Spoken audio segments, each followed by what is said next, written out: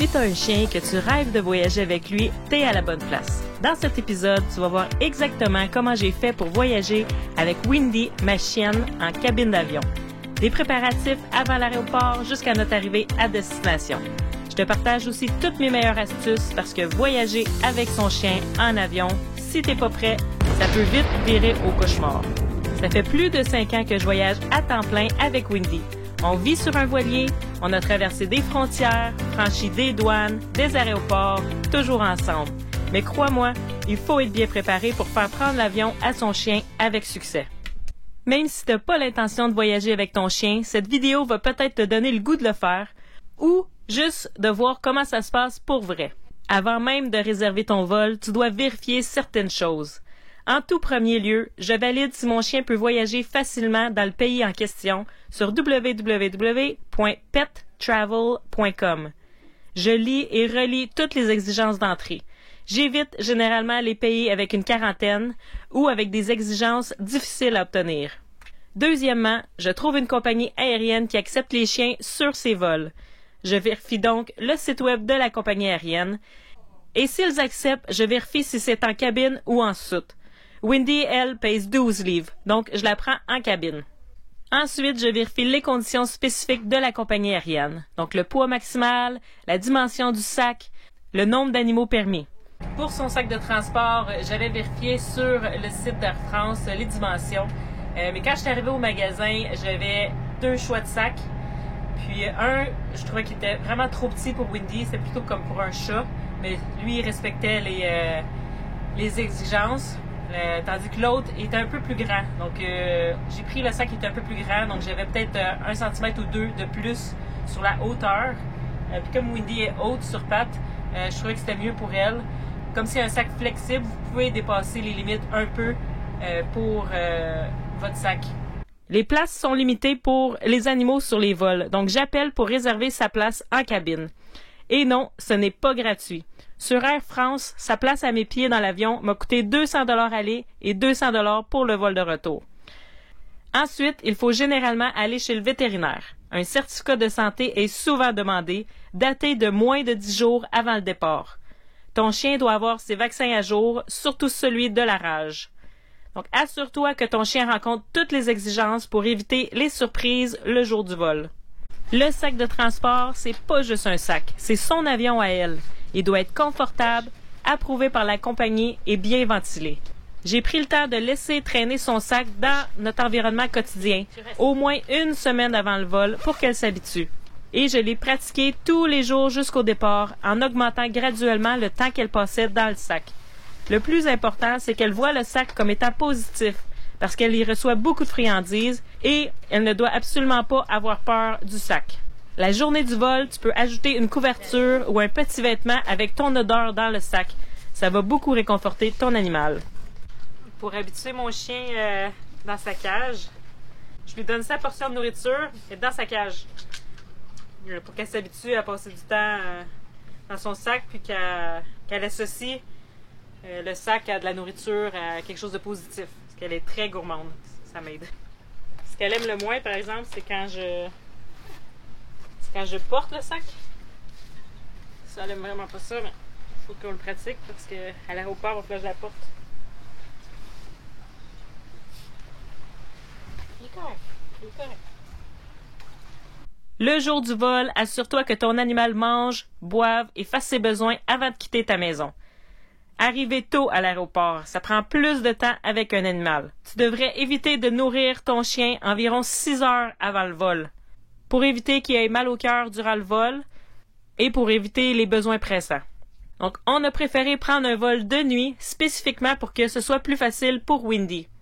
Tu vas devoir prévoir de l'eau, un bol pliable, sa laisse, son collier, de la nourriture, des petites friandises, une doudou, parce que dans l'avion, il peut faire très froid, comme il peut faire très chaud, et peut-être un petit jouet. En arrivant, tu devras aller au comptoir d'enregistrement.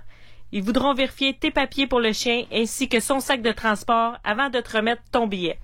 Dans l'aéroport, ton animal peut être en laisse et marcher à tes côtés.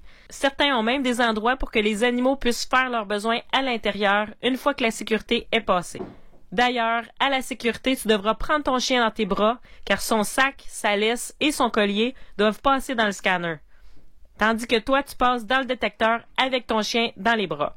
Au moment de l'embarquement, ton chien doit être dans son sac de transport et il devra y rester jusqu'au débarquement de l'avion. Dans l'avion, Windy doit rester dans son sac sous le siège.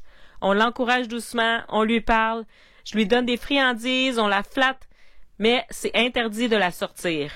Ce n'est pas recommandé de donner des calmants à un chien pour un vol en avion, sauf en cas exceptionnel ou prescrit par un vétérinaire. La raison, c'est que ça pourrait causer des problèmes respiratoires. En altitude, la pression d'air et l'oxygène changent et les sédatifs peuvent affecter la respiration de ton chien. Le plus difficile pour Windy, ça a été quand je marchais avec elle dans le sac. C'est à ce moment qu'elle est le plus anxieuse, le temps d'entrer dans l'avion avec tous les bruits. Une fois arrivée à notre banc et son sac installé à mes pieds, elle s'est calmée.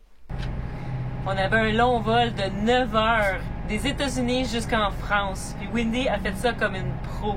Elle s'est couchée dans son sac. Elle n'a pas jappé une fois, ce qui est assez surprenant pour elle parce qu'elle est quand même assez jappeuse. Elle voulait venir sur le banc avec moi, mais elle a compris rapidement qu'elle devait rester dans son sac à mes pieds.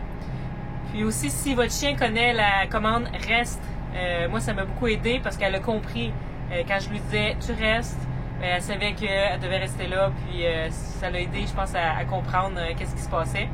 Puis elle s'est finalement juste couchée dans son sac. Oui, t'es une bonne fille. Oui, t'es une bonne fille. J'avais sa portion de nourriture avec moi, mais elle n'a pas voulu manger. J'avais l'intention de lui donner des croquettes au courant du vol, en petite quantité, mais elle ne voulait pas les prendre du tout. Elle a bu un petit peu d'eau avec sa gourde portable, j'ai pu lui en donner. Elle n'a pas bu beaucoup, mais juste avant le vol, elle avait bu, donc je n'étais pas inquiète pour ça. Des friandises, par exemple, ça, elle a bien voulu en prendre parce que Windy est très gourmande. Même pour la nourriture, ça m'étonnait qu'elle n'en prenne pas. Mais les friandises, elle n'a pas pu résister. Donc, au moins, elle avait quelque chose dans l'estomac. Dans l'avion, vous pouvez ouvrir le sac si l'animal reste à l'intérieur. Pensez à vérifier sa température régulièrement pendant le vol en touchant ses oreilles. En général, les oreilles donnent une bonne idée si elle a froid ou chaud. Parce que parfois, il fait vraiment froid dans l'avion à cause de l'air climatisé. Dans ce cas-là, tu peux lui ajouter un petit doudou. Mais assure-toi qu'elle n'ait pas trop chaud. En débarquant de l'avion, la première chose qu'on a cherché, c'est un endroit pour lui faire ses besoins. Chaque aéroport est différent. Certains ont des zones pour animaux, d'autres pas du tout.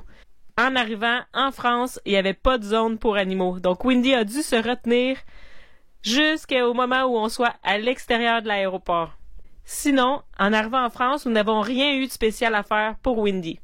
Voyager avec son chien, oui, c'est un peu plus compliqué. Mais il n'y a pas une journée qui passe que Windy n'apporte pas de positif dans ma journée. Me fait rire chaque jour. Donc, moi, je trouve que ça vaut la peine. C'est certain que plus vous habituez votre animal jeune, plus il va s'adapter rapidement. Windy, elle voyage depuis ses 3 mois. Elle a fait du paddleboard, du kayak. Elle a voyagé sur un monocoque, sur un catamaran en ce moment.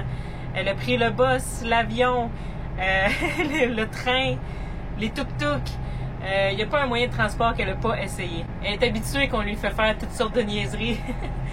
On l'amène avec nous dans nos aventures. Puis je pense qu'elle aime ça honnêtement parce qu'elle aime faire partie du groupe, elle aime être avec nous. Elle est 24 heures sur 24 avec nous, donc je pense qu'elle pourrait pas avoir mieux comme vie de chien. Si vous avez des questions, n'hésitez pas à me les écrire en commentaire. Ça me fait toujours plaisir d'y répondre. Dis-nous en commentaire si tu as déjà voyagé avec ton chien ou si tu rêves de le faire. Et oublie pas de t'abonner pour voir plus d'aventures de voyage avec Windy.